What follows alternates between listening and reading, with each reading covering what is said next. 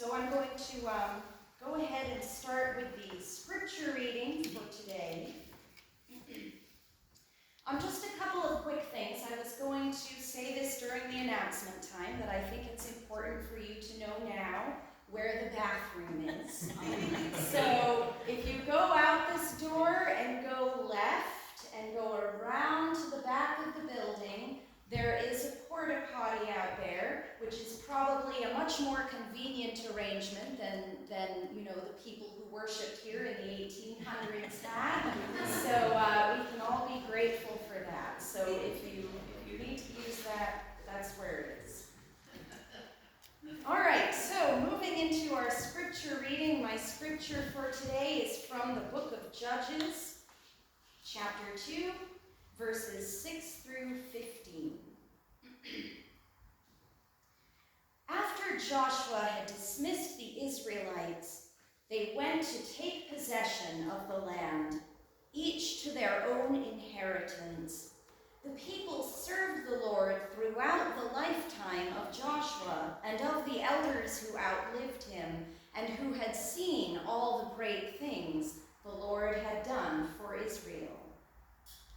Joshua, son of Nun, the servant of the Lord, died at the age of 110, and they buried him in the land of his inheritance at Timnath-Heres in the hill country of Ephraim, north of Mount Gaash. I have no idea exactly where those places are, but they sound kind of cool when you can say them. After that whole generation had been gathered to their ancestors, another generation grew up who knew neither the Lord nor what he had done for Israel. Then the Israelites did evil in the eyes of the Lord and served the Baals. They forsook the Lord, the God of their ancestors, who had brought them out of Egypt. They followed and worshipped various gods of the peoples around them. They aroused the Lord's anger because they forsook him and served Baal and the Ashtoreths. In his anger against Israel, the Lord gave them into the hands of raiders who plundered them. He sold them into the hands of their enemies all around, whom they were no longer able to resist. Whenever Israel went out to fight, the hand of the Lord was against them to defeat them, just as he had sworn to them. They were in great distress. May the Lord bless our reading and our understanding of his holy word for our lives. So it's really a great treat to gather to worship in a historic meeting house like this. And I really love old buildings and old churches especially. I guess I'm in the right place. The buildings are a great reminder that people, actually entire communities of people, once cared deeply enough about their Christian faith to build such meeting houses for worship, and that their descendants cared deeply enough to preserve them over the years. Preserving a historic structure is a lot of work, as I'm sure many of you here today can attest. The experience of worshiping in a historic structure gives us a sense of nostalgia. Life has become so fast-paced, so stressful, so complicated. Sometimes we imagine how nice it would be to just live in a historic farmhouse, dress up in our Sunday dresses and suits once a week, and take the horse and buggy to the meeting house, where we'd see all our neighbors dressed in their Sunday best too. It seems like life would be so much simpler and better if we could just live that way again. When we enjoy these experiences together, it inspires us to try to make small changes in our own chaotic and complicated lives so that life feels a bit more like it was back then. We imagine that we'd be so much happier. But is that true? When it comes to history, Nostalgia makes everything seem better and nicer than it actually was. We might feel exhausted from demands on our time, but that was nothing to how a farmer in 19th century New England must have felt, wrestling with the land day after day to earn a living from that hard granite. And as much as we complain about winter here in New Hampshire, imagine enduring them without electricity or central heating. Dark would have come very early, and the frigid cold would have been all-encompassing. It's true, the simplicity, the sense of community, the strong faith would have been nice to have, but would I have traded my modern-day conveniences and comforts to get them? Probably not. And yet I like the idea of a simpler time. I like the evidence that history brings us of the resilience of the human soul, the power of the Christian faith to strengthen us during the terrible and tragic seasons and events humanity has weathered and overcome through history. It's a beautiful and hopeful lesson. For example, since we are talking about history, those of you who are history buffs may know about the summer of 1816 in New England. That went down in history as the year without a summer. And yes, it's true, we haven't had much of a summer this year either. But in the summer of 1816, the dust and ash from a huge volcanic eruption in Indonesia had a dramatic effect on the New England weather. There frost, ice, and snow plagued the state throughout the months of June and July. In June, there was even a nor'easter which dumped 5 to 10 inches of snow on the state. And we might think, oh, you know, it would be really hard to have a summer like that because we could never plan an outdoor barbecue or go to the lake. But remember that people of that time depended on their crops for survival, which we still do today, but it's easy for us to forget that.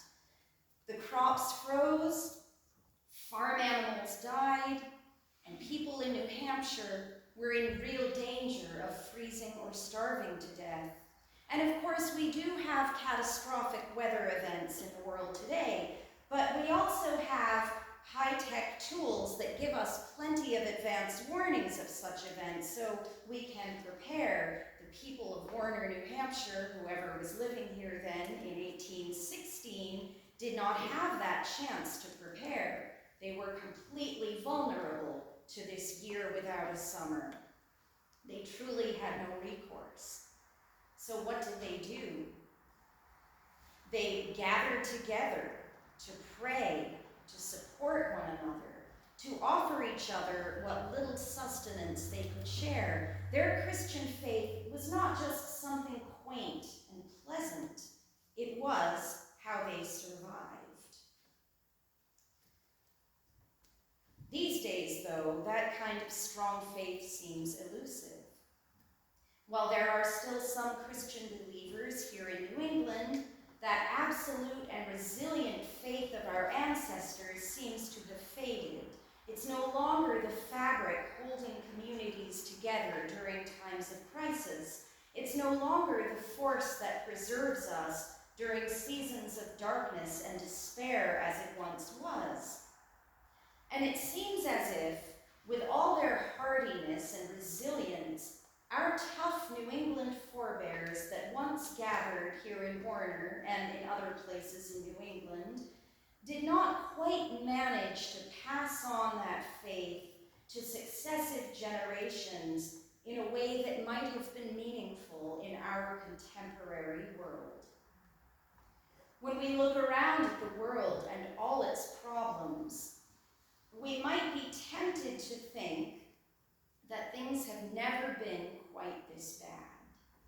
There has never been a time when faith was so conspicuously lacking in our world. But actually, Old Testament times were just as bad, if not worse, as we can see from the scripture reading we just looked at from the book of Judges. The generation that had witnessed the Lord's mighty acts during the time of Moses and of Joshua still worshiped the Lord sincerely and devoutly, but as soon as that generation had passed away and were gathered to their ancestors, a new generation came along. Now, even though this new generation never crossed the Red Sea to take possession of a new land with the Lord's help, I'm sure their parents and grandparents must have told them about it. They must have emphasized the importance of worshiping at Yahweh's altar with at least as much intensity as our grandparents taught us to attend church every Sunday. So what happened? Here it clearly says, this new generation did not know the Lord. They forsook him for other gods and did what was evil in his sight. How did they forget so quickly?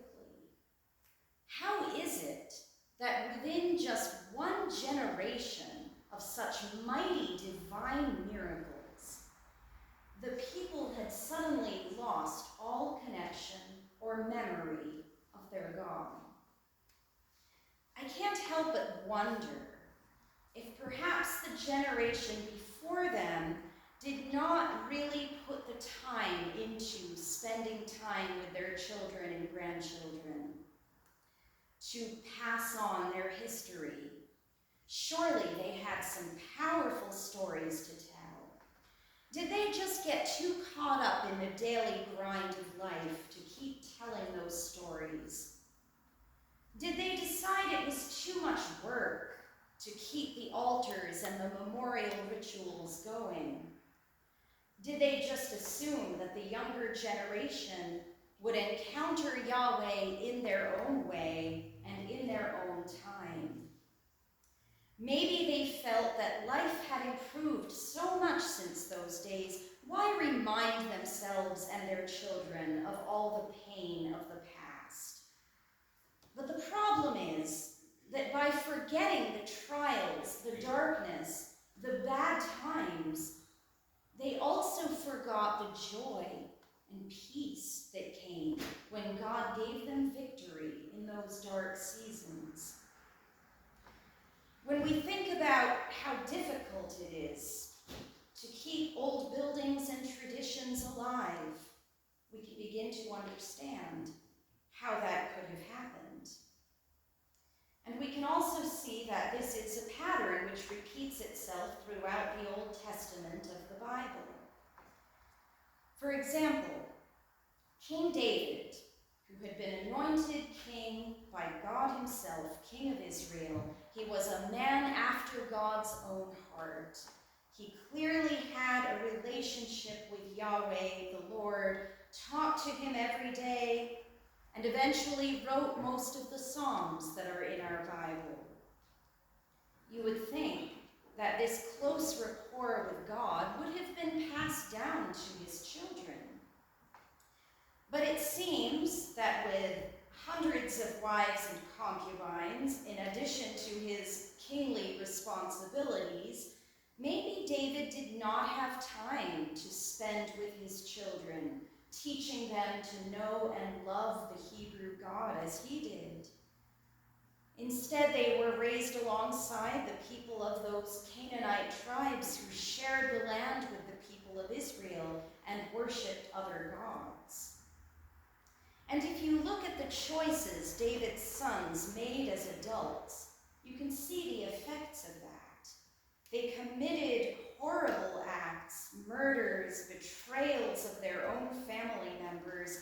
One of his sons, Absalom, even plotted to turn the people of Israel against his father, King David, so he could be king instead. And although one of David's sons, Solomon, did eventually grow up to be a godly king, the story of successive generations after that shows that the later kings of Israel were shamelessly ruthless and manipulative, these kings led Israel so far astray that God eventually left his own temple and sent the Israelites into exile in Babylon, away from their promised land. The Old Testament is the story over and over again of the results of forgetting our heritage and our faith, and of not quite managing to pass it on to the future generations. In some ways, it's hard work to keep remembering and preserving history. Sometimes we might ask ourselves, are we putting too much effort into preserving our history, which might be better spent in improving the here and now? Nowadays, there are those who wonder if all that time and money could be better spent. Sometimes the buildings, the history, can feel like a burden, almost like that heavy tabernacle representing the presence of God that the Israelites had to physically carry with them through the wilderness.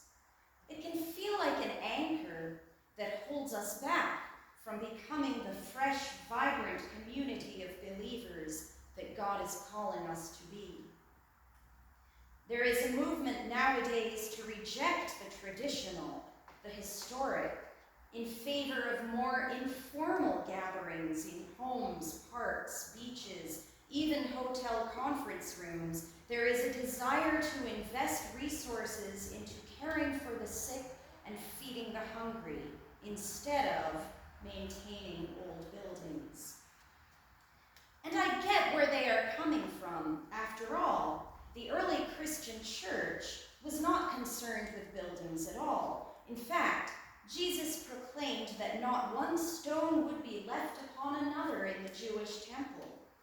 Instead of worshiping in the temple, Christians are called, as it says in Acts 17, to worship in spirit and in truth, making their bodies into God's temple, instead of worshiping in a building made with human hands. And we might ask ourselves, what value is there in reliving those dark days of the past, before electricity, before handy weather apps, before modern conveniences? Those days are gone forever. Do they really matter that much? Are they worth the effort of carrying with us? The truth is that the preservation of historic buildings is not just about buildings. These are more than buildings. They are stories. They are the stories of people, our people, people who persevered during trying and difficult times by leaning on their faith. And while the time period in which we are living now may offer a lot more convenience, it also offers every bit as much difficulty, every bit as much darkness, and a whole lot more confusion.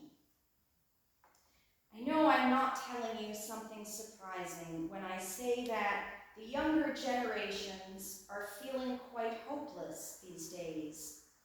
They look at disastrous weather events, disastrous inflation, surging mental illness, war, violence, and they wonder what kind of world is going to be left for them. And we need that faith, the faith of our ancestors, more today than we ever did before. So how do we pass that on? Well, we all have stories of faith to tell, and it's our job to pass those stories along. The one person I would say in my own personal journey who influenced my Christian faith more than anyone else was my great-grandmother. Her name was Florence. We lived with her until she passed away when I was just 8 years old. And she would have had no idea of the impact she had. I would go and sit next to her on her love seat where she was knitting or reading, and she would just tell me stories. Stories of what it was like walking to the schoolhouse every day, what it was like working on the farm with her brothers and sisters. And I went to church as a child, not because anyone made me or told me I had to, but because my great-gran went, and I loved spending time with her. And so for that reason, even though she passed away when I was a very little girl, she had more impact on me, on my Christian faith, than probably anyone else did. So take the time to tell your stories to the children and young people in your lives. They might seem like they don't care. They might seem like they're not listening. You might have no idea how it's affecting them, but that is the way to touch the future and pass on that faith to the future generations who need it, just with your time, your heart, and your stories. Preserved within these walls are our own ancestral stories of Red Sea partings and paths carved out through the wilderness. Let's not forget them. Let's preserve that history. Let's keep telling our stories to succeeding generations so that they can find their way back to God again. Will you please join me in the Lord's Prayer, which is printed on the back of your lyrics?